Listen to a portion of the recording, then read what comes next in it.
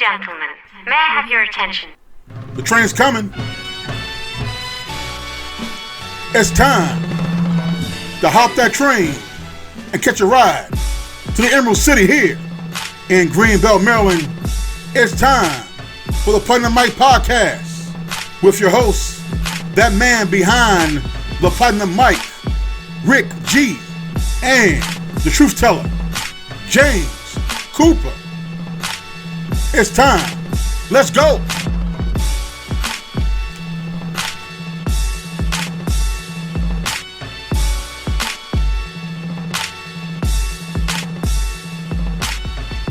What's going on, boys and girls? It is your host, the man behind the Platinum Mic, Rick G, here for another edition of the Platinum Mic Podcast with the man, the truth teller, James Cooper. What's going on, Coop? I don't know, man. It's been a hell of a week. It has, man. It's been a wild week, man. I mean, so much has gone on. Definitely, as we also ended on a somber note, we had the representative for the 7th District of Maryland, which a lot of folks, if you don't know, that's where we actually record from. We're located in the state of Maryland. And the congressman for the District 7 here, Congressman Elijah Cummings, Chairman Elijah Cummings of the House Oversight Committee, passed away this Thursday, October 17th. Representative Cummings was born January 18th, 1951, attended Howard University, went on to attend the University of Baltimore and get his law degree there. He also served in the Maryland State House from 1983 to 96, where he did fill the vacancy that was left by, at the time, Congressman Kwasi Mfume. Those of you who recognize that name, Mfume was the past president of NAACP, which he left his position in Congress to take over as the president of the NAACP, which left the vacancy.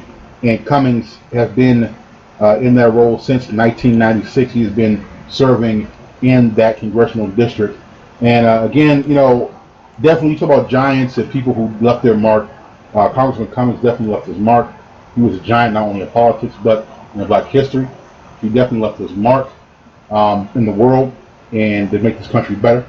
So definitely you will be missed, Congressman Cummings. We definitely send our love and prayers to your widow, Maya Rocky Moore Cummings. So for those who don't know, she's also the chairwoman of the Maryland Democratic Party of the state, also to your 3 children. We also send our condolences to them as well, and family and friends, colleagues, all those who have the chance to know you, talk with you, and learn under you. So definitely, Congressman Cummings, we salute you here on the Platinum Mic Podcast, that your memory lives on forever and a day. Again, rest in peace, sir. You will be missed. Indeed. So with that being said, we're going to move forward into our Hell Nah moment of the week. And as you know, Bishop Bowinkle is going to kick us off one time. Hell no, to the no, no, no. Hell to the no, hell to the no, to the no, no, no. Hell no, no, to the no, no. Hell to the no, no, to the no, no, no, no. Hell to the no. All right, thank you, Bishop. So, our Hell Nah moment of the week goes to the acting White House Chief of Staff, Mick Mulvaney. And for those of you who don't know, today, this week, Mr. Mulvaney stepped in deep with his boss this week, because all you know about the impeachment inquiries and the things with Ukraine and the phone calls and all that was made. And this week, Mr. Mulvaney decided to be truthful and to be honest. So, you know, what's funny to me, Coop, is that I'm still trying to figure why is he acting, because acting chief of staff is not a thing. It's a position that you hire for. It's not you don't have the confirmation for a chief of staff. I don't know. That's one of the few positions that the president has where he just can outright hire the person. Exactly. You don't need to be confirmed through Congress. So I don't get the whole acting point. It's stupid. It's the first time ever you had an acting chief of staff. Hey. For this long. Listen, the first time that we know of that we had an idiot for president. So that is true. You know. That is true. And Mr. Mulvaney pretty much admitted that Donnie's been a bad boy. So we're gonna play that clip for you real quick, because again, as I always say, with this White House, You gotta see it. You cannot make this shit up. We're gonna go ahead and roll that clip. The president's acting chief of staff is walking back shocking comments that he made this afternoon about why aid was delayed to Ukraine. This comes as the impeachment inquiry into President Trump expands. President Trump brought his impeachment battle cry to a Thursday night campaign rally in Dallas. At stake in this fight is the survival of American democracy itself. Earlier, acting White House Chief of Staff Mick Mulvaney dropped a bombshell during a White House press briefing. Get over it. There's going to be political influence in foreign policy. Mulvaney indicated that there was a quid pro quo involving aid to Ukraine, but the issue was not Joe Biden. The money held up had absolutely nothing to do with Biden. Instead, Mulvaney linked the delay of aid in part to cooperation with a DOJ investigation into 2016 and an effort to get Ukraine to look into unproven allegations about a server containing Hillary Clinton's emails. Did he also mention to me in the past that the corruption related to the DNC server? Absolutely. No question about that. But that's it. And that's why we held up the money. CBS News has learned the president's legal team was mystified and blindsided by Mulvaney's comments, and he's since walked them back, saying there was absolutely no quid pro quo. House Judiciary Chairman Adam Schiff. Things have just gone from very, very bad to much, much worse. Meanwhile, EU Ambassador Gordon Sondland testified behind closed doors. In an opening statement, he expressed reluctance to work with the president's personal attorney, Rudy Giuliani, on Ukraine matters in his efforts to arrange a meeting between the two presidents. What? Bro, what are you talking about, man? Bro, I'm out, man. That nigga's tripping. Once again, Russ, I agree with you, man. I don't understand with this administration. I mean, literally, okay, it had nothing to do with Joe Biden. But regardless of the fact, seeking foreign influence, regardless if it was Hillary, if it was Bernie Ernie, if it was Obama, whoever, it's still illegal. You can't do that. And he just admitted, yeah, get over it. I'm like, are you serious? Hey, listen. Dude, what? I'm confused here. I'm confused. Like, literally, you have the acting White House Chief of Staff openly admitting that, yeah, he did it. I know he did it. We did it. That's where we had the money up. Yeah, we held the money up, and so what? The problem is Mick Mulvaney he's always a smart ass. And now him being a smart ass got him in trouble. And got the president in trouble. Yeah, he tried these little quips that he's trying to get back at somebody, or that make somebody try to feel stupid, go a little shade. And he made himself look very, very stupid in the long run. The best part was seeing the reporter who asked the question, like, wait, so you're admitting it? Pretty much. And you can see Mulvaney's face change just a little bit. You can see it change just a little bit. He realized he messed up. Yeah, his face was just like, oh, shit. I just said that. He went with it, though. Yeah, he went. He committed hard. Yeah, he committed hard. He jumped in and he kept going. Look, for the commitment, I have to give it to him. He jumped in there and he kept on going with it. Didn't make sure it didn't bother him at all. But yeah, this administration just shows, man. It's just that they're just lack of everything. I don't know what to call it. It's horrible, man. I mean, you have this president who's an idiot. You have his staff who are idiots. It's like that movie Idiocracy. Yeah, pretty much. And Donald Trump is Terry Crews. So it's bad. And if you have not seen the movie Idiocracy, I implore you to please go check that movie out, and you will understand what we are talking about. Because if anything describes this administration, that movie describes what we're living right now. And the sad part about it is that this shit's real life for us. And this is a movie, but this is real life. That's the sad part about it. But yeah, Mick Mulvaney, you are the hell nah moment of the week, just for being stupid.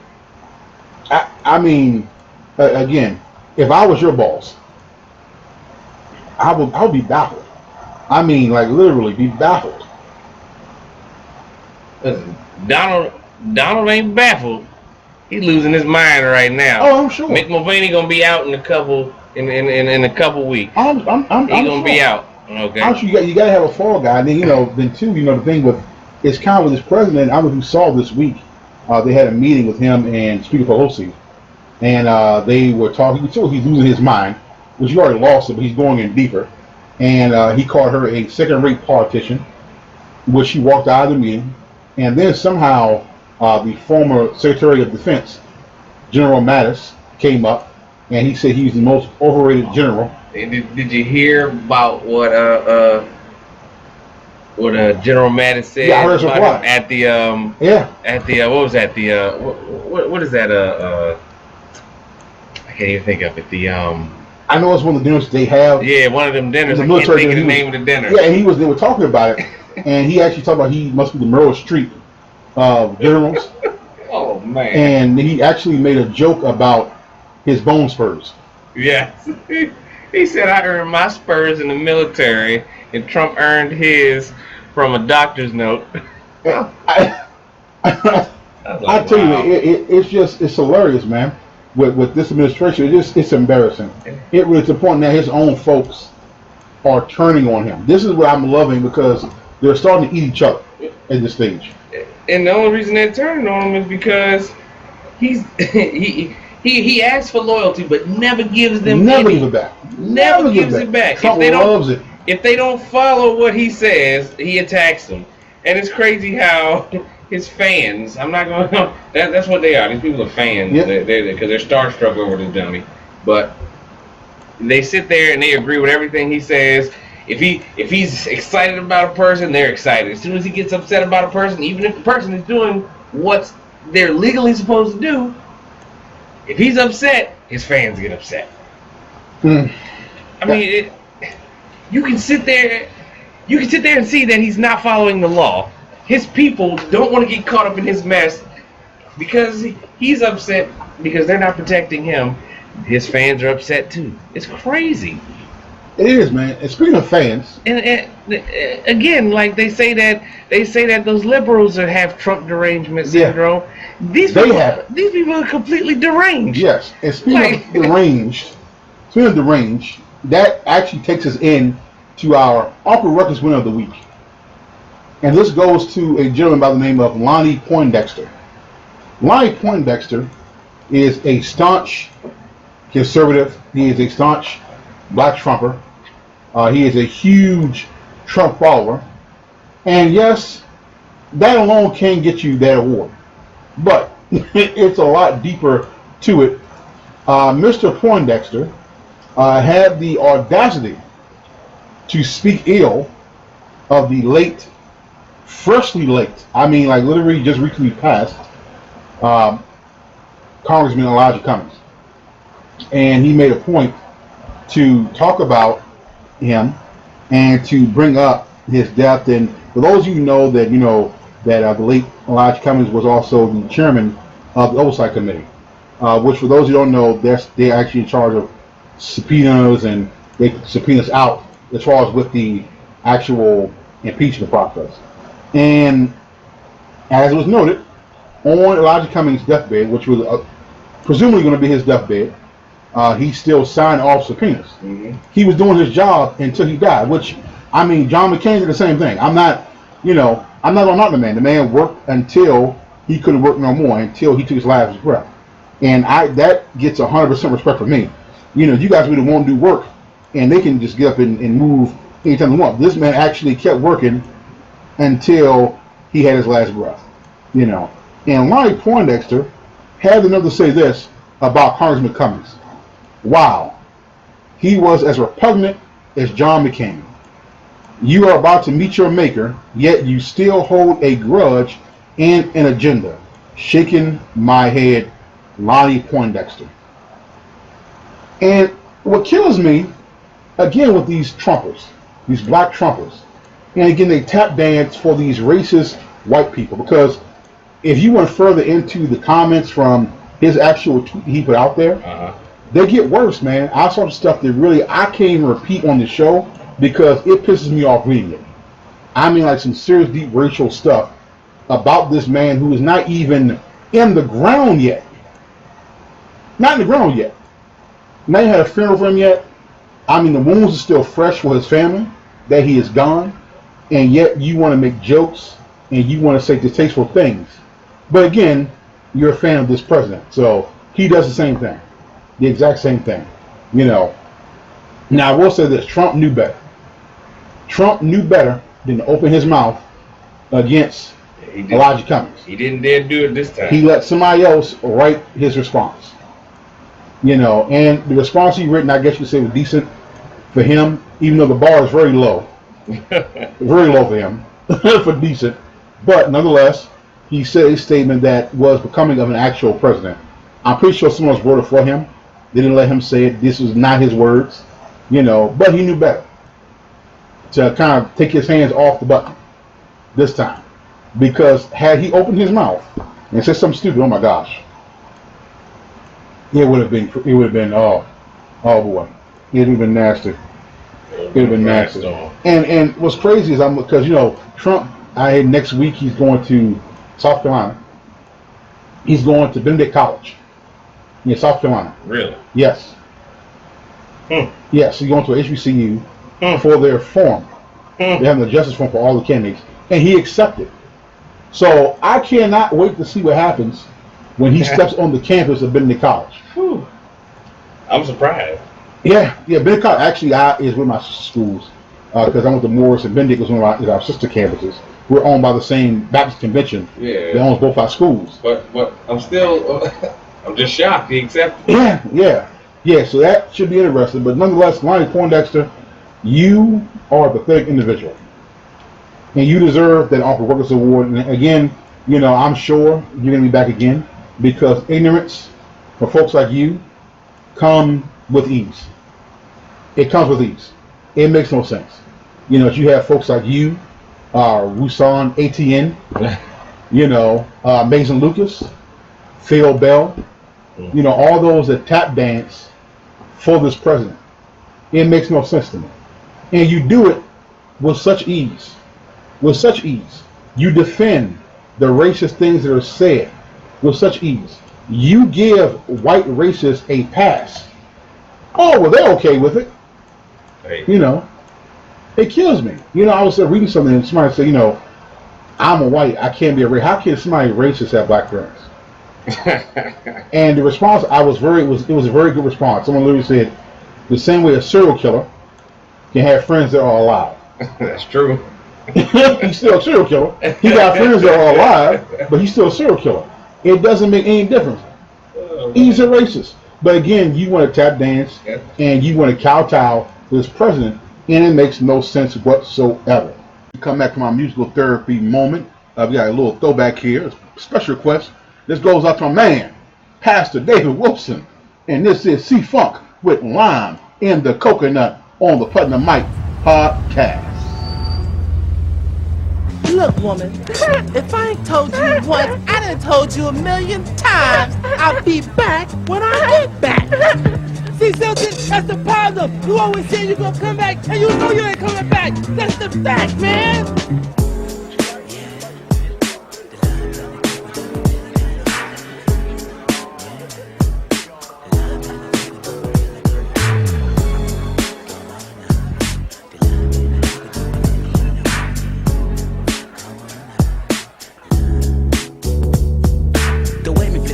Like the way me flip on 90, I should grind it if it ain't 90 like Connie is getting down it. Me knocking them out like a kitty chopping butterfingers. Open up your box to come to Snoopy, filling up your singers. Me freaky dicky with the sneaky wicky hanging beefy. So like on his legs, I cock in your ass and making your squeaky. Me told you once before, me coming back for more and more. Forget the foreplay, I say, cause what the hell am me playing for? Me get to the business, Mozilla could be my witness. Yo, dig this, the crazy with a knick-knack, patty whack, I slipping your girl the bone when you're not home and she's alone. I'm doing it quick and then I'm gone with the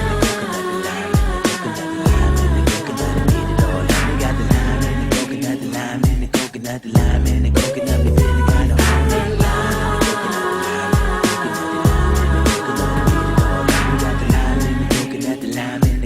The lime and the coconut, me feeling kinda. See, from the doctor, I smack it a pivot, rub it, then I rock shock ya. The ragamuffin funky Rastafarian is gonna jock you like Halle Berry, boomerang and naked on my donkey. Oh banana, whatever clever satisfy the monkey. I'm a junkie cause I'm funky when it comes to making funky monkey. But don't be swinging with the monkey when it smells skunky. Now tell me this, can I get a hey? You got a hand. And if I miss, can I get a hoe? To the beat, so like the G, come get with me up in my cave. Ripping your clothes and you down because you're my love slave. There won't be no burning from the funky bass pipe. Just your guard and make this car with the help of the black spike. Whips and chains, no.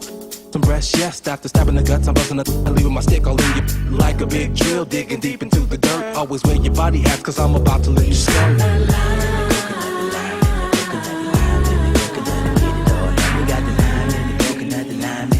The lime and the coconut, me feeling kind of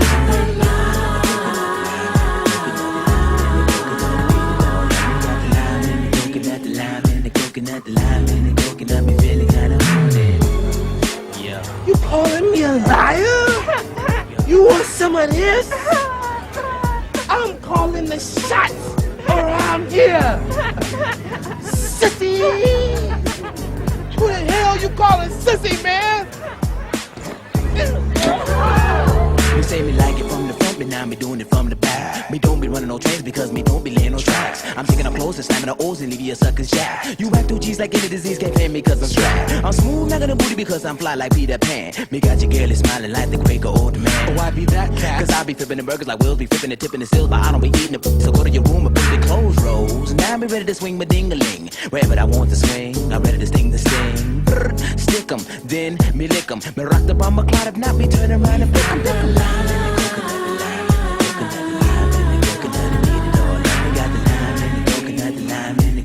The lime and the coconut, me feeling kind of haunted.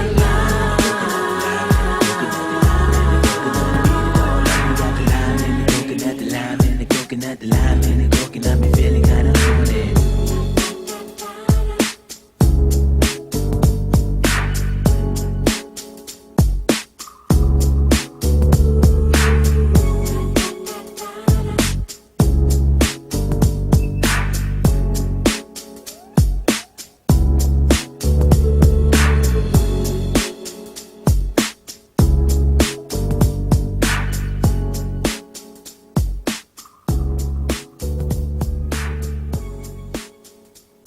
That was a throwback to 1995 C-Funk with Lime in the Coconut. Definitely like to play our classic hip-hop every now and then. And like I said, that one goes out to my man, the man who's been making the internet rounds as of late, Pastor David Wilson. More power to you, Pastor. So we're on to our topic of the week. And as you can see, obviously the picture is there. Our focus is racist white women, the epidemic, part 2. This is a subject that I feel is very important. We talked about this a few shows ago, and we were talking, and me and Coop were discussing, and we need to talk about this again because we've had more recent cases that have popped up. I mean, like recently in the past few weeks, again, of these privileged, racist white ladies who feel the need to discriminate, call police, to do various things to antagonize Hispanics and Black Americans and those who they feel aren't worthy to be in their country or just breathe the same air.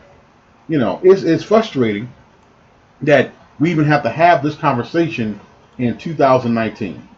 We're almost at 2020 and we are still having this conversation mainly because this president has allowed these people to feel comfortable with being the bigots that they are because there's no consequence. And they feel there's no consequence. They're going to get away with it anyway because of their privilege. There's so many examples. Amber Geiger, more recently, people who just feel that, their privilege is going to scapegoat them, But we have so much evidence to go through this show. I have clips for you because, look, we're just not ranting. We're just not going on and on. I actually have physical clips to show you recent episodes of this. History has shown this. These racist white women have been a detriment to society.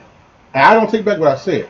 They are dangerous. They are more dangerous than their male racist white counterparts because they use their femininity to influence. You look at Rosewood. Look at Emmett Till. They've used that to rile up their men to go and seek their revenge for them because, again, they felt threatened or they don't feel safe.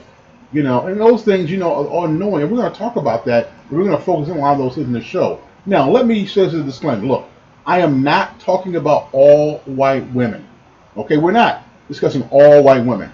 All white women are not racist.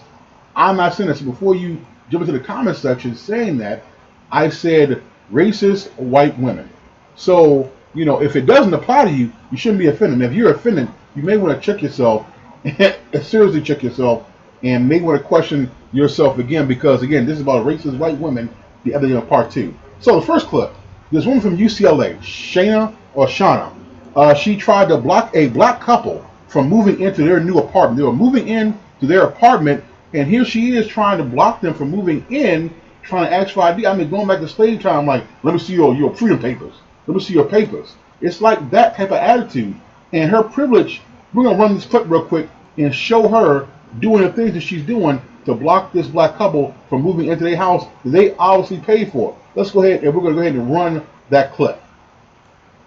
You actually can't on private property. You need to stop touching my phone. Are you a real person? You really want to be an internet person? You cannot be serious right now. You're breaking the law right now. You're on private property. What's the law being broken? What's the law? You're on private property. You can't doing what? Ma'am, if you don't move out the way, we are moving things in, so you should move out the way. Okay. Great. Guys, just come on. Excuse us. You are trespassing. You do not live here, and you're unwilling to show ID. So. You're a cop? You cannot be serious. I can't believe this is happening. Oh my God. Come on in, sir. Ma'am, if you could please move out the way. We have people that are moving in furniture. Okay. Marcia, just let her do her things, and when the cop comes and tells her to go away, she'll be fine. Who has this kind of time? I want to get this done. Been doing this since 8 o'clock. See what I mean, man? It's frustrating to me, man. I mean, here you have a lady, because of her privilege, feels that folks who are moving into there, they have movers trying to get their stuff in their new place of residence. And they didn't show her IDs. She's not a cop, nor is she a property manager. She just was walking her dog. She saw black people and said they were trespassing. It's ridiculous. I mean, what I don't understand is, what did she think gave her the right to stand in those people's way while they were trying to move in? I mean, how's somebody trespassing? They moving furniture in. You can't say that you felt like they were trespassing if you see them moving furniture in. Mm-hmm. They're moving furniture in. They obviously have moving trucks. Please tell me what criminal is moving stuff into an apartment. I ain't never seen it before. Not moving out stuff, moving things in. I ain't never seen it before. Like serial people just giving away shit. I'm gonna give some furniture to somebody. I'm gonna just bring in. I'm gonna give them a whole bunch of furniture. Hey, it's crazy. That's what they do. That's what they do. When they break in or when they trespassing, they bring moving trucks and take the furniture into the building. Dude, okay. That's crazy, man. It's like, again, it just shows you, they feel their whiteness is being threatened. And the thing is that I see it, they feel, a lot of these black folks, they feel that we're too uppity now, too much education, you know what I'm saying, too much jobs, and, you have to knock them down a peg or two. We got to remind you who you are. To us. We got to remind you your place. And this is what I get from this woman, Shauna, who obviously, we haven't got any update on her or what happened after that fact. But, I feel for those people. It is a annoying situation to have to be trying to move. It's always stressful trying to move as it is. Now, what is she going to do? Now that they live there, yeah. What is she going to do now? That's what's so crazy. Now, they're probably going to get random calls on them for no reason. Yeah, probably noise calls and making random noise and all this stuff. And people like that, it doesn't make any sense. But, as I said, we got a lot of evidence today. So, with that being said, we're going to move on to our next racist white lady. All right. The lady is unidentified, but she was in a grocery store, and a young Hispanic lady was trying to reach her medicine. Okay. And this is the response she got from this very privileged, older, racist white lady. We're going to go ahead and run that clip. Run your mouth. Go back to Listen, Mexico. I said, excuse me. Go back, wherever you're from. I said, excuse me. Don't be rude. You're the one that's rude. No, I said, Yes, you excuse me. are. I'm trying to buy You're in something. America. So? You're in America. So what? That's none of your business. Stay out of it. I don't need to stay out of it. I said, Yelling excuse loud me. enough for everybody to hear. Stop being ignorant. A nigger's calling me ignorant? Oh, Yes. my all this goodness. going back to Mexico and all that stuff. Oh yes, my goodness. absolutely. You are Yes. very rude. No, you're the one that's rude. I said, excuse me, because I'm trying to grab my medicine. You told me, you know what you told me, and I ain't Yes, gonna I put up with it. said, if you don't like it, I'm Just go sorry. on. Just go on. A woman shopping at Walmart just wanted to buy medicine, and she was told to go back to Mexico. And then obviously there was a sister there trying to, stand up for this lady, trying to give her, 2 cents and trying to let her know, hey, ma'am, you're wrong. And then just called a nigger for her trouble. And then she had the nerve to say, I'm not going to put up with it. Like, pretty much, I'm not going to take this sass from you niggers and sticks. I'm not going to put up with this sass mouth from you. This is America. This is my country. That lady's bold. Bold. And again, this goes back to this president, man, has pretty much gave these races a green light. It's okay. Made them feel comfortable. Be yourself. Made them feel comfortable in their skin. They feel comfortable enough to, you know what? Hey, you don't got to put up with nothing from these blacks and these Hispanics, especially with his whole talk about Mexico. So it was easy for her to just say, hey, go back to Mexico. Again, it's frustrating, man. I mean, again, they use their privilege, but then let one of these ladies say something or get physical, because those are fighting words. Yeah. All right. And then I almost guarantee that black lady would have been in handcuffs. She would have been the one in jail because again, her privilege would have saved her.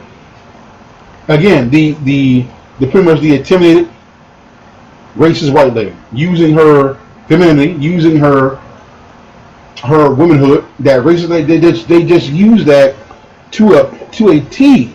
History has shown this time and time again where they have used that to destroy communities, to destroy families. And I'm not taking it. Look, I said what I said. The racist white woman is more dangerous than the racist white man. They have more influence. They do.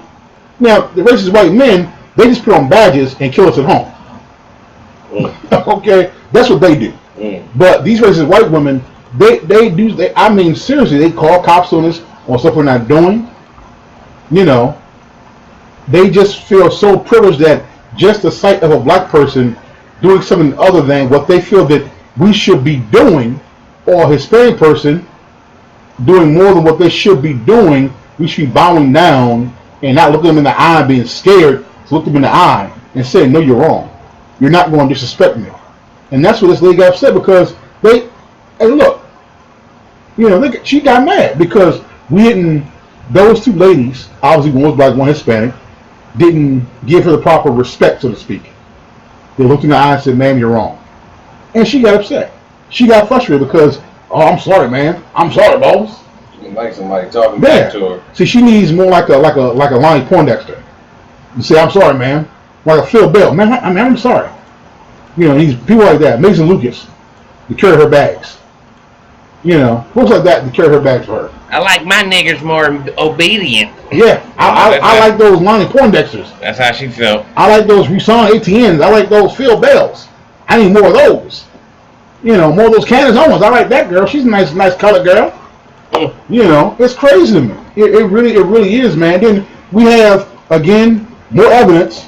This keeps on going. And these are recent events that are not far from each other. And this one, all right, is a lady named Tammy who called the police on a Hispanic family. They were coming home to her condo, and she called the cops reporting gang activity. She called in gang activity. We're going to roll this clip of some apparent gang activity.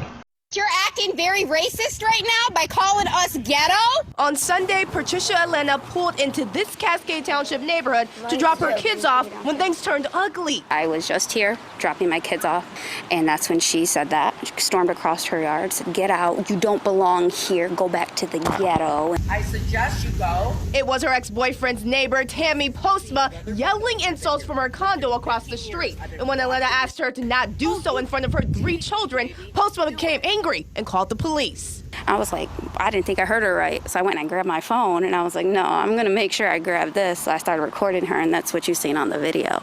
In the video, you can hear Postman say gang activity on the phone. And this police report says she called because of gang activity, but when he asked Postma about it, so why would you think that it was gang activity, though? You just, I don't know. She didn't. Gang activity. So this one, you have a Hispanic mother dropping her kid off, and she's told she's being ghetto. And as you can hear in the video, she reported gang activity. So she just assumed because there were people of color, Hispanic family, they were doing some gang activity, calling out of spite. Because out there were doing nothing wrong. She just pulled up. Everybody knows a lady with a bunch of kids is a gang. Everybody knows that. I'm like, dude, it makes no sense, man. It's craziness, man. Again, these racist white ladies and their privilege. Their privilege makes them feel like they can do this. If you don't show them their ID, I'm going to call the cops. First of all, who the hell are you to ask me for my ID? Who the hell are you? She's a white lady.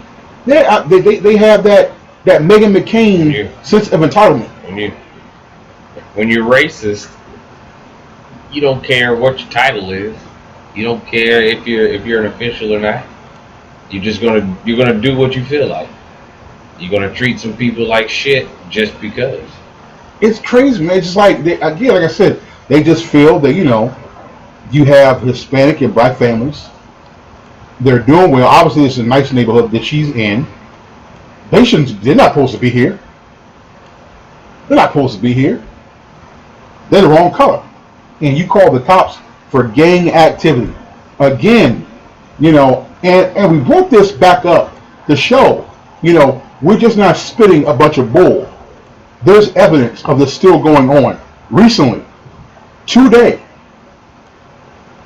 Okay, so this just isn't just some spitballing. This is legit a problem that needs to stop. It needs to stop. And before we close, we have one last video. Francie Neely. She is the ex-wife of the Astros. Well, she used to be the ex-wife of the Astros owner, the Houston Astros. And we're going to close out. This lady is in Houston, Texas.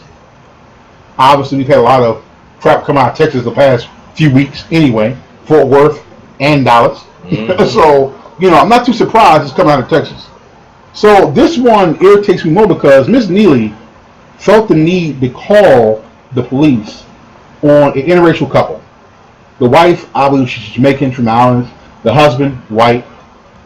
And they were doing baby pictures for their 11-month-old baby, for their 1-year birthday. Okay. They're taking pictures. Nothing wrong with that. She shows up.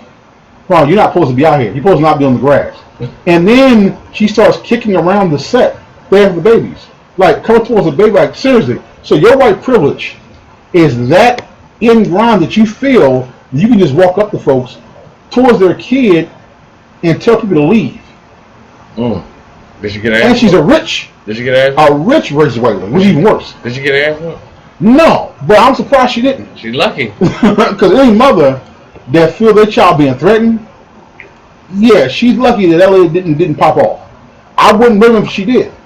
But we're gonna run that clip real quick so you folks can see for yourself what we're talking about. This picturesque part of Houston is a spot where a photo is truly worth 1,000 words. The serenity of the area, lots of foliage, trees, the lighting is pretty good. The natural beauty is why Isaiah and Kellen Allen selected this place for their baby's first professional shoe. So this was special. But on Saturday, the laughs quickly turned into tears. During the shoot, Francie Neely, who is Astros owner Jim Crane's former wife, asked the family to leave because they were blocking a walkway. I am moving your Yeah. property. We'll move. Don't worry. We'll move back. The words escalated, and Neely took aim at the father's cell phone. See? Neely eventually left, and the couple turned to social media. I don't think any mother alive would feel good about someone charging towards their child. The Allens did more than share their piece with friends. They also went to police. If it wasn't us, it could have potentially been someone else. You don't have. In fact, an Eyewitness News viewer sent us another incident. Do you pay to maintain this? I pay taxes, yes. No, sir, you don't. The viewer, who didn't want to be identified, says a couple years ago, Neely also took aim at his cell phone during a photo shoot. Yeah, you're quitting.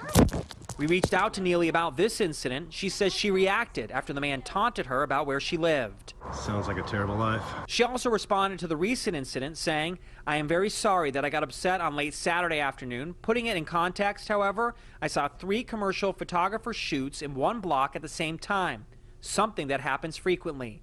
When I explained the situation to the first and third groups, they were respectful. The couple whose photo shoot obstructed the walkways was not. It's hard to remain composed when confronted by shouted threats of lawsuits and false inflammatory accusations.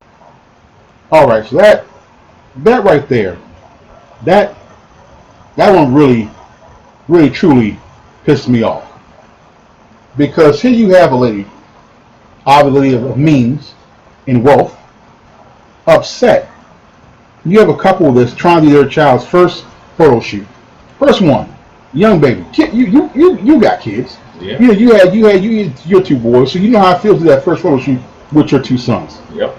And you have a lady that walks up and decides she wants to charge towards your kid and start knocking down things, kicking balloons like you don't need to be here, and then attack you just for taking pictures. Of your baby. Yeah, they were in the walkway, but like you can't go around them. Yeah, they're not harming anything. I don't understand this need where these racist white people and these women feel they gotta be fucking patrol.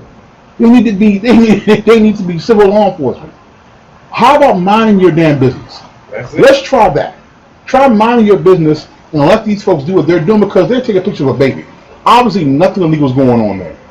They're taking pictures of a baby, not even a year old, 11 months. And you find a problem with that? Like, seriously. And then her apology was just such BS. You know, she said, well, you can't help not get upset when you got people throwing inflammatory. That's what kills me. Inflammatory. She feel they were inflammatory because they didn't just put with her bullshit.